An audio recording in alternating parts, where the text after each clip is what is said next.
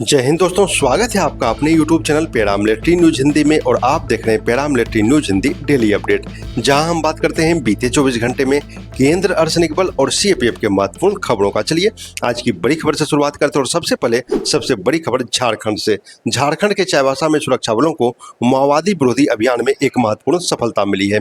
मंगलवार को प्रतिबंधित सीपीआई माओवादी संगठन से जुड़े 4 हार्डकोर माओवादियों ने सुरक्षा बलों के सामने आत्मसमर्पण कर दिया। इन चारों में 3 महिला माओवादी भी शामिल है। इन सभी का गतिविधियों का क्षेत्र उड़ीसा सीमा से लगे सारंडा क्षेत्र में बताया गया। चाईबासा पुलिस के साथ सीआरपीएफ और झारखंड जगुआर की मौजूदगी में इन माओवादियों ने सरेंडर किया। जानकारी के मुताबिक आत्मसमर्पण करने वाले एक माओवादी पर 10 लाख रुपए का इनाम घोषित था, जबकि एक महिला माओवादी पर 1 लाख रुपए का इनाम घोषित था। सरेंडर के दौरान माओवादियों ने सुरक्षा बलों को हथियार और बड़ी मात्रा में गोला बारूद भी सौंपा है। अधिकारियों के अनुसार झारखंड सरकार की पुनर्वास नीति से प्रभावित होकर इन कैडरों ने माओवादी आंदोलन छोड़कर मुख्य धारा में लौटने का फैसला किया। सारंडा क्षेत्र लंबे समय से माओवादी गतिविधियों के लिहाज से संवेदनशील रहा है और इसकी सीमा उड़ीसा से भी लगती है। ऐसे में 4 माओवादियों का सरेंडर सुरक्षा बलों के लिए महत्वपूर्ण उपलब्धि माना जा रहा है। सरकार की रणनीति केवल ऑपरेशन तक सीमित नहीं है, बल्कि सुरक्षा कार्रवाई के साथ साथ पुनर्वास नीति के जरिए हथियार छोड़ने वाले कैडरों को मुख्य धारा में वापस लाने पर भी जोर दिया जा रहा है।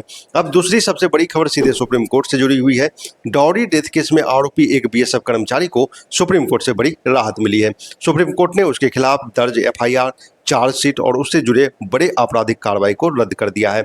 जस्टिस संजय करोल और जस्टिस ऑगस्टन जॉर्ज मसीह की बेंच ने यह फैसला सुनाया। मामला उत्तर प्रदेश के मेरठ का था और एफआईआर साल 2016 में दर्ज हुई थी। आरोप था कि बीएसएफ कर्मचारी और उसके परिवार वालों ने दहेज की मांग को लेकर पत्नी के साथ क्रूरता और उत्पीड़न किया और बाद में उसकी मौत हो गई। बीएसएफ कर्मचारी की ओर से दलील थी कि घटना के समय वह आधिकारिक ड्यूटी पर था और मेरठ से बाहर तैनात था। इसके समर्थन में संबंधित बीएसएफ बटालियन के कमांडेंट का प्रमाण पत्र भी पेश किया गया था। कोर्ट ने यह भी ध्यान दिया कि इसी एफआईआर से जुड़े मामले में आरोपी के माता-पिता ट्रायल के बाद बरी हो चुके थे। लेकिन अगर कोई कार्रवाई न्यायिक प्रक्रिया का स्पष्ट दुरुपयोग बन जाए तो अदालत आंखें बंद करके नहीं बैठ सकती है। इसके बाद सुप्रीम कोर्ट ने हाई कोर्ट के आदेश को रद्द करते हुए बीएसएफ कर्मचारी के खिलाफ एफआईआर, चार्जशीट और सभी संबंधित आपराधिक कार्रवाई समाप्त कर दी है। अब बात करते हैं बेंगलुरु एयरपोर्ट की सीसीटीवी से जुड़े महत्वपूर्ण मामले की।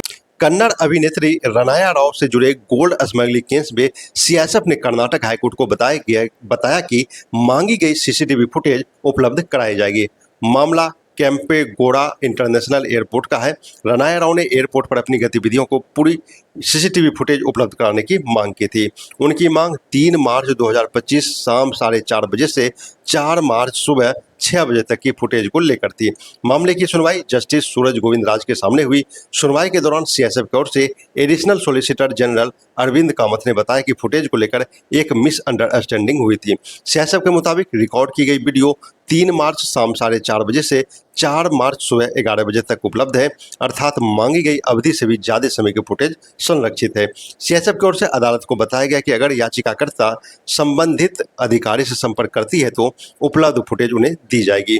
इससे पहले कोर्ट के आदेश के बाद 15 जुलाई को फुटेज लेने के लिए प्रतिनिधि सीएसएफ कमांडर के पास पहुंचा था, लेकिन आरोप लगाया गया था कि उससे ने केवल समय शाम 4:30 बजे से 7 बजे तक की फुटेज दी गई थी। इसी को लेकर विवाद हुआ था। सीएसएफ की ओर से अब स्पष्ट किया गया कि उपलब्ध रिकॉर्ड को देने में कोई जानबूझकर रोक नहीं हुई है, बल्कि अदालत के आदेश की अवधि को लेकर गलतफहमी हुई थी। अब इस मामले में याचिकाकर्ता को उपलब्ध रिकॉर्ड हासिल करने का रास्ता साफ हो गया है। अब खबर दिल्ली के आईजीआई एयरपोर्ट से। इंदिरा गांधी अंतर्राष्ट्रीय एयरपोर्ट पर सीएसएफ की सतर्कता के चलते एक यात्री के हैंडबैग से बंदर की खोपड़ी बरामद की गई है। यात्री को दिल्ली से हैदराबाद की फ्लाइट पकड़नी थी। प्री सिक्योरिटी चेक के दौरान सीएसएफ कर्मियों को यात्री के हैंडबैग में एक संदिग्ध वस्तु दिखाई दी। इसके बाद बैग की गहन जांच की गई। जांच में एक बंदर की खोपड़ी बरामद हुई। इसके साथ ही एक अजीबोगरीब लकड़ी का डंडा भी मिला, जिस पर चांदी से डिजाइन बनी हुई बताई गई है। पूछताछ में यात्री ने बताया कि बरामद खोपड़ी बंदर की है। मामला की गंभीरता को देखते हुए सीएसएफ ने यात्री को आगे की कानूनी कार्रवाई के लिए पुलिस के हवाले कर दिया। एक बार फिर यह मामला दिखाता है कि एयरपोर्ट पर सीएसएफ की सुरक्षा जांच सिर्फ हथियार और विस्फोटक तक सीमित नहीं है, बल्कि संदिग्ध और प्रतिबंधित वस्तुओं की पहचान में भी महत्वपूर्ण भूमिका निभाती है। अब बात असम राइफल्स की। 11 अगस्त 2026 को किश्तवाड़ जम्मू कश्मीर में असम राइफल्स ने एक शोक सभा का आयोजन किया। इस कार्यक्रम के जरिए 7th असम राइफल्स के हवलदार नीलांचल पटेल को श्रद्धांजलि दी गई। हवलदार नीलांचल पटेल ने 11 अगस्त 2023 को कुकी डोंगलोंग में ड्यूटी के दौरान सर्वोच्च बलिदान दिया था। उस समय उसकी यूनिट घास पानी नागालैंड में तैनात थी। कार्यक्रम में उनके साहस, कर्तव्य के प्रति समर्पण और देश सेवा को याद किया गया। असम राइफल्स ने कहा कि उनका बलिदान सभी रैंकों के लिए हमेशा प्रेरणा का स्रोत बना रहेगा। देश की सुरक्षा के लिए अपने प्राण निछावर करने वाले वीर जवान को पूरा देश नमन करता है। अब एक दुखद खबर आईटीबीपी से। झारखंड के कुमार धोबी पंचमोहली निवासी आईटीबीपी जवान बबन कुमार शर्मा, जिन्हें गुड्डू के नाम से भी जाना जाता था, सड़क दुर्घटना में मौत हो गई। वह 36 वर्ष के थे और उनकी पोस्टिंग रांची में थी। जानकारी के मुताबिक बबन कुमार शर्मा एक दिन की छुट्टी पर अपने घर आए थे। सोमवार को वह मोटरसाइकिल से वापस ड्यूटी पर रांची जा रहे थे। इसी दौरान रामगढ़ के गोला चौक के पास उनकी बाइक दुर्घटनाग्रस्त हो गई। सूचना मिलते ही रांची आईटीबीपी कैंप से अधिकारी मौके पर पहुंचे और उन्हें अस्पताल में भर्ती कराया गया, लेकिन इलाज के दौरान मंगलवार को उन्होंने दम तोड़ दिया। बुधवार सुबह आईटीबीपी जवान का पार्थिव शरीर तिरंगे में लपेटकर कुमार धोबी लाया गया। इसके बाद पूरे राष्ट्रीय सम्मान के साथ उनका अंतिम संस्कार किया गया।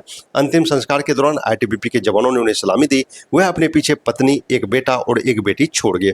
स्थानीय लोगों के मुताबिक बबन काफी मिलनसार और मेहनती था। पैरामिलिट्री न्यूज की ओर से वीर जवान बबन कुमार शर्मा को भावपूर्ण श्रद्धांजलि और उनके परिवार के प्रति गहरी संवेदना। अब बात कानपुर से। महाराजपुर थाना क्षेत्र के सरसौल में तैनात एक आईटीबीपी सिपाही पर एक युवती ने करीब 3 साल तक शारीरिक शोषण करने का गंभीर आरोप लगाया है। पीड़िता मूल रूप से हमीरपुर जिले की रहने वाली बताई गई। उसने पुलिस को बताया कि करीब 3 साल पहले उसकी मुलाकात आरोपी जवान से एक परीक्षा के दौरान हुई थी। इसके बाद दोनों के बीच फोन पर बातचीत शुरू हुई और धीरे धीरे नजदीकियां बढ़ी। आरोप है कि इसके बाद जवान ने कई बार होटल में बुलाया और वहां उसका शारीरिक शोषण किया। पीड़िता की तहरीर के आधार पर महाराजपुर थाने में मुकदमा दर्ज किया गया। पुलिस ने उनका मेडिकल परीक्षण भी कराया है। वहीं आईटीबीपी अधिकारियों के अनुसार आरोपी जवान अमित सिंह 1 महीने की छुट्टी पर गया हुआ है और करीब 10 दिन बीत चुके हैं। अधिकारियों के मुताबिक फिलहाल उससे फोन पर संपर्क नहीं हो पा रहा है। विभाग की ओर से तत्काल आमद के लिए पत्र जारी किया गया है। यह मामला अभी जांच के अधीन है, इसलिए आरोपों की पुष्टि और न्यायिक प्रक्रिया के बाद ही आरोपों की पुष्टि हो पाएगी। और अब आज की आखिरी खबर सीआरपीएफ से। असम में बाढ़ से प्रभावित लोगों की मदद के लिए सीआरपीएफ ने एक बार फिर मानवीय संवेदना की मिसाल पेश की है। असम टूर के दौरान सीआरपीएफ के डीजी श्री जीपी सिंह ने गुवाहाटी में जनरल ड्यूटी और फील्ड कमांडर्स के साथ महत्वपूर्ण सिक्योरिटी मीटिंग की।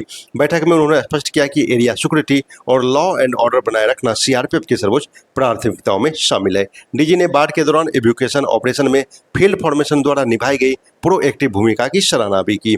अपने असम टूर के दौरान दूसरे दिन डीजी सीआरपीएफ ने जीसी गुवाहाटी में स्थित मार्टिरियस मेमोरियल पहुंचकर वीर बलिदान को श्रद्धांजलि दी। खटखटी रेंज और जोराहट ऑपरेशन सेक्टर के अंतर्गत सीआरपीएफ जवानों ने अपर असम में प्रभावित परिवारों को 100 से ज्यादा रिलीफ पैकेट्स भी बांटे। इन राहत पैकेटों में ड्राई राशन, हाइजीन किट्स और सैनिटरी आइटम्स शामिल है। सीआरपीएफ ने एक बार फिर यह संदेश दिया कि सुरक्षा के साथ साथ जरूरत के समय आम नागरिकों की मदद करना भी उसकी जिम्मेदारी है। बाढ़ में आपदा जैसी मुश्किल परिस्थितियों में सीआरपीएफ के जवानों की यह भूमिका निश्चित रूप से सराहनीय है। तो दोस्तों, ये थी आज की केंद्र अर्धसैनिक बल और सीएपीएफ से जुड़ी महत्वपूर्ण खबरें। अगर आप सीएपीएफ जवान हैं, उनके परिवार हैं, तो नियम कानून, पेंशन, ओपीएस, एनपीएस, भत्ता और सुरक्षा बलों से जुड़ी हर महत्वपूर्ण खबर सबसे पहले जानना चाहते हैं तो चैनल को सब्सक्राइब जरूर करें। वीडियो पसंद आया हो तो लाइक करें और अपने साथी जवानों तक शेयर जरूर करें। जय हिंद।